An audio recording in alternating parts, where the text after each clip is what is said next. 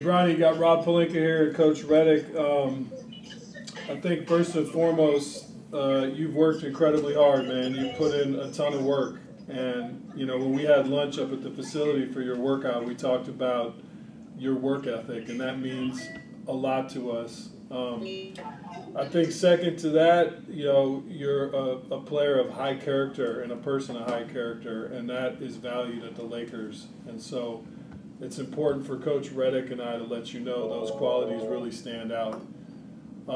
And so the Lakers are going to draft you with the 55th pick in the draft, and I just wanted to let you know. Bronny, this is JJ. I just wanted to say congrats, man. Your hard work's paid off. You're going to have a long NBA career, and I can't wait to coach you, man. Congrats. We'll see you soon, Bronny. The work begins. All right.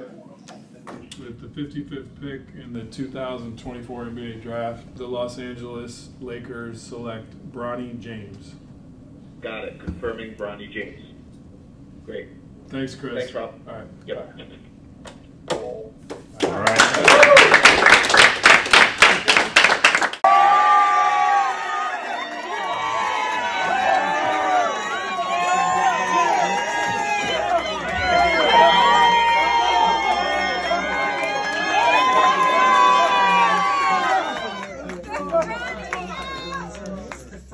After last night, I think it's safe to say that LeBron James' legacy is going to continue for years to come. Hey guys, if you're new here, my name's Emmanuel Camia, and I just want to ask you guys to like this video, subscribe to the channel, and leave your thoughts in the comments below. But also, if you want more NBA takes whenever news is breaking, follow me on Twitter/X at @E_Camia. Now back into this video. Last night, I think the Lakers had a tremendous draft. I don't think the Lakers could have executed that draft any better. Last night, they had the steal of the draft who dropped to them with the 17th overall pick in Dalton Knect. And then, of course, the prodigal son himself, Bronny James, was selected by the Los Angeles Lakers with the 50th pick overall. That's what stole the draft. It's a great storyline, but I want to delve deeper into Bronny James going to the Lakers because these two picks were great for the Lakers. I think these two guys are going to fit perfectly with the Lakers. Dalton Knect has a lot of upsides. I went and I watched a lot of his highlights to see what his game looks like. His game looks really a lot like Austin Reeves, and I think him and Austin Reeves are going to play well together. They're going to play well off of each other. He has a really nice feel for the game. I really like what I see from him, but one of the best aspects of his game is that he can really shoot the ball. When he was at Northern Colorado, he averaged 38.1% shooting from the three-point line, and then when he was at Tennessee, he averaged 36.1% shooting from the three-point line.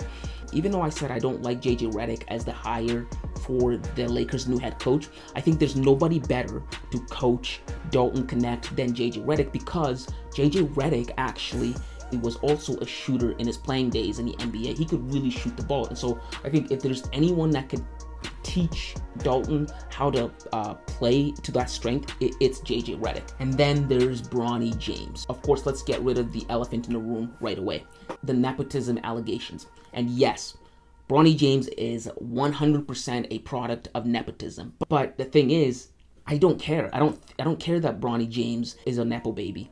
Many say that Bronny James was only drafted into the league because of his dad, and they point to his stats at UFC to make that case, and they say that they don't reflect that of an NBA player. He averaged 4.8 points per game at USC with like 2.2 assists on like 26% field goal shooting.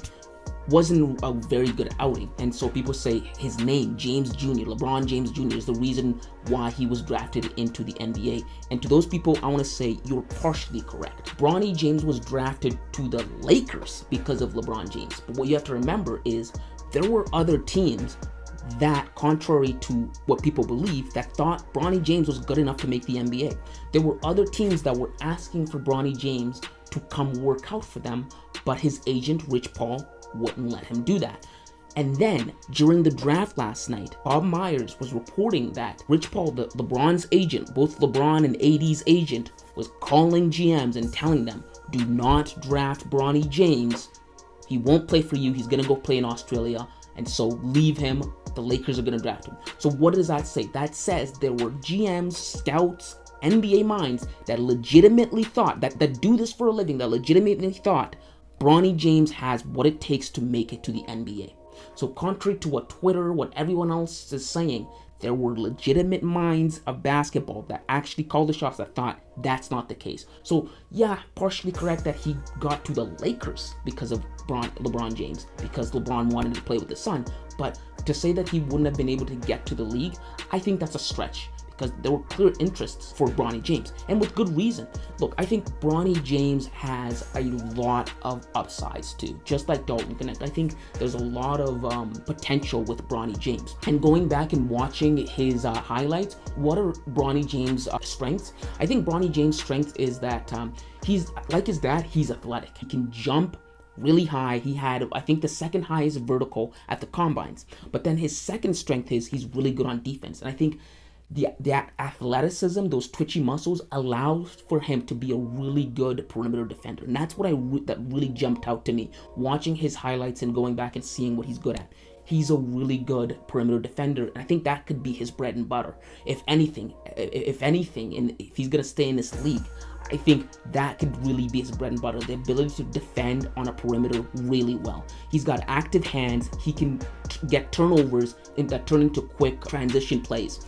And so I think that's his upside. But then also, I don't think that the numbers, the stats that he put up at USC is reflective of his ability to be valuable on offense. Because what you have to remember is, prior to Bronny playing for USC, he had a heart condition in which he almost died, right? And because of that, he was put on minutes restriction. But then there was also people that pointed out that the USC wasn't using Bronny James in a right way, and that he probably could have gotten more developed or could have gotten better playing somewhere else. And I think going forward, if he had the right developer, I think you can see Bronny turning into like a 17 points per game type of player with like maybe 8 assists. So I think that's Bronny. That's the potential Bronny has. A guy like that can put up numbers like that and play perimeter defense really well.